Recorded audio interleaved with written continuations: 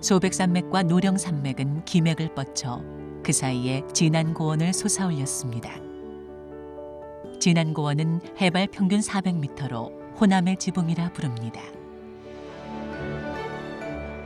진안고원 깊숙이 자리 잡은 이 호수는 2000년에 용담댐이 건설되면서 만들어진 인공 담수호입니다. 댐을 건설하면서 진안 면적의 3분의 1이 수몰됐다고 합니다. 용담호의 아름다운 풍광 뒤에 고향을 잃은 농민들의 아픔이 있었던 것입니다.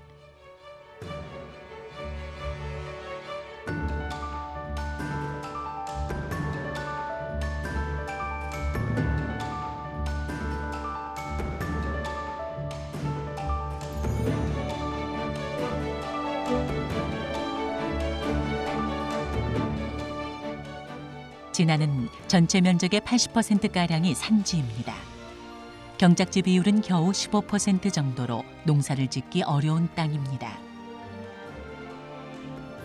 대부분 지자체들이 지역 발전을 위해 개발을 선택합니다. 하지만 진안은 청정고원지대의 특성을 살려 아토피 학교, 홍삼 스파, 귀농교육 같은 보존을 선택했습니다. 최근엔 아토피 치료를 위해 도해지 아이들이 아예 전학을 오고 귀농하는 인구도 늘었습니다.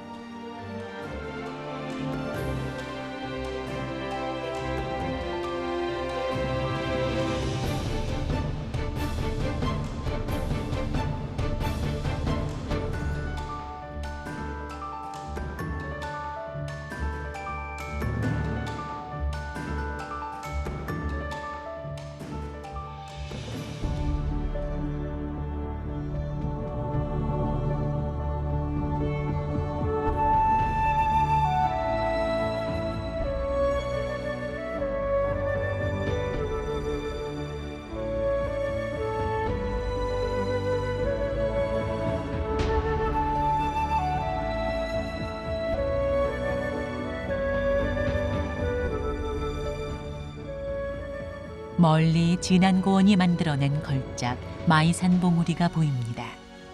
종고 세운 말의 두 귀를 닮았다 하여 마이산입니다.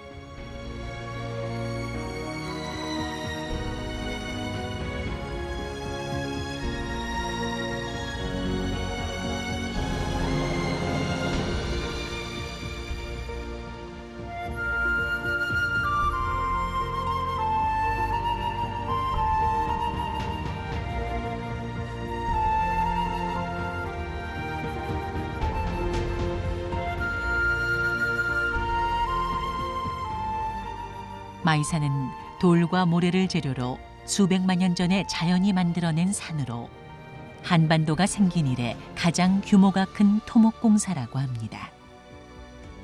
마이산이 이런 모양의 봉우리가 되기까지 그 내면에는 영겁의 세월 동안 솟고 쌓이고 깎이는 과정의 이야기가 담겨 있습니다.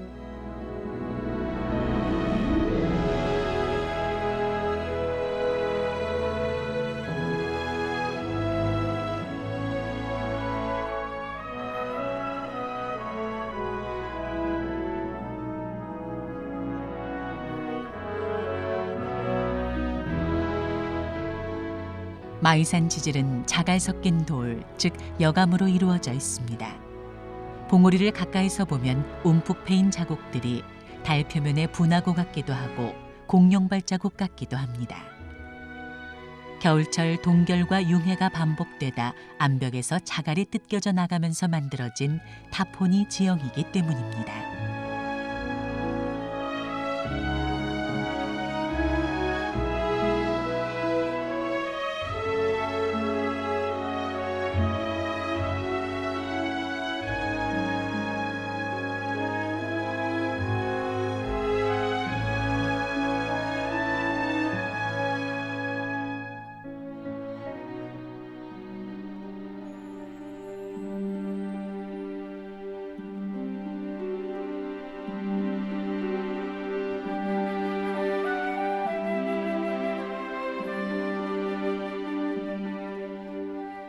마이봉 아래 협곡에는 탑사라는 사찰이 있습니다. 크고 웅장한 전각이 눈에 띄는 여느 가람과 달리 여기저기 자연석을 하나하나 쌓아 올린 탑이 눈에 들어옵니다. 전해오는 말에 의하면 이 탑들은 이감용 처사라고 불리는 사람이 30년 동안 수도하며 혼자 힘으로 쌓아 올렸다고 합니다. 돌을 다듬거나 접착제나 인공물의 흔적이 없는데 석탑들이 100여 년의 풍상을 하나같이 지켜오고 있는 것은 정녕 부처님만이 아실 불가사의가 아닐 수 없습니다.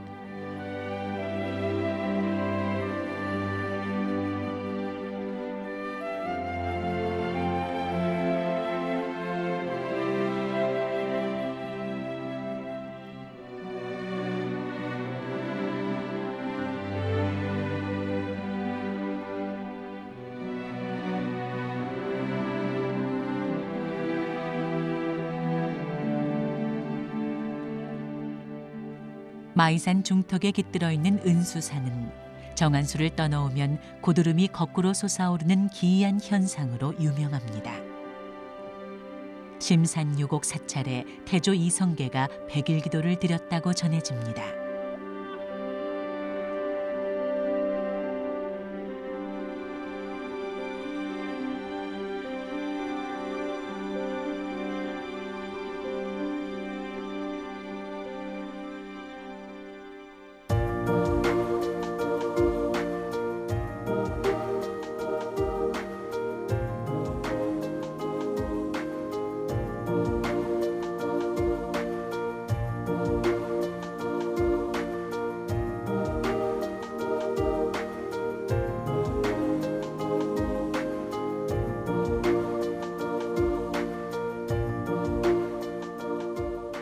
장수는 길장에 물수를 써서 긴 물이란 뜻을 가진 고장입니다. 지명처럼 장수 땅은 물뿌랭이 마을이라 불리는 마을 뒤편에 금강의 발원천이라는 뜬봉샘이 있고 계남, 계북, 장계, 천천 등 물과 관련된 마을이 대부분입니다.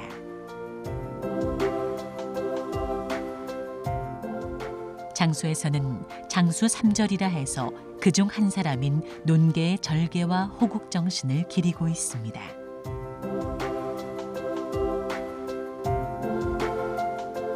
장수는 논계가 태어난 고장답게 논계 사당과 논계 생가, 주촌 민속마을 등 농계와 관련된 유적지가 많습니다. 의암사라 불리는 논계사당에는 논계의 영정을 모셨습니다. 논계사당은 논계 순국지인 경남 진주에 의기사가 있고 출생지인 전북 장수에 의암사가 있습니다.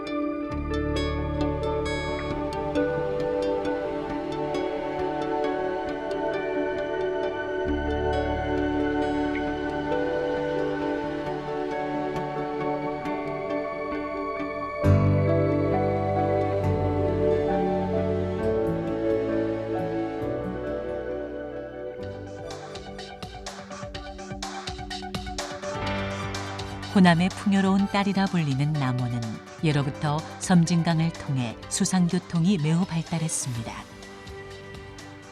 더군다나 남원을 둘러싸고 있는 산록과 넓은 지리산 기슭에는 풍부한 임산 자원이 있어 남원 지역을 전라도 지역 가운데서 가장 풍요로운 고을 중 하나로 성장하게 만들었습니다.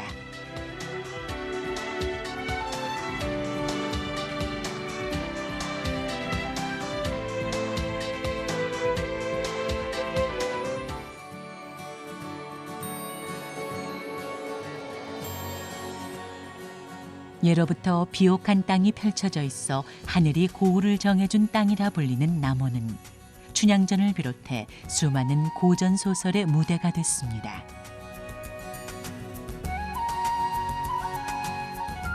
광안루는 남원 하면 떠오르는 가장 유명한 장소입니다. 성 춘향과 이몽룡이 처음 만나 사랑을 맺은 곳입니다. 오작교는 길이 아담하고 평범한 모습이지만 춘향과 몽룡의 사랑이 스며든 곳이기에 평범한 다리와는 느낌이 다릅니다.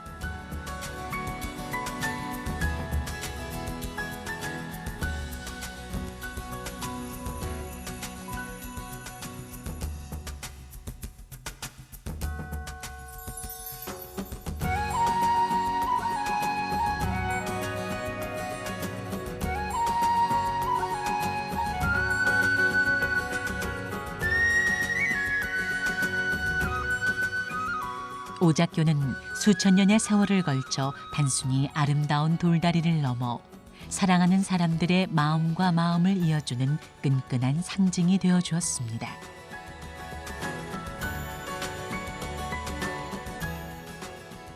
춘향가와 춘향전을 배경으로 판소리와 고전 문학의 꽃을 피운 도시 남원. 사랑을 다룬 고전 소설 한 편으로 춘향과 남원은 둘이 아닌 하나로 한국 사회에 깊숙이 자리하고 있습니다.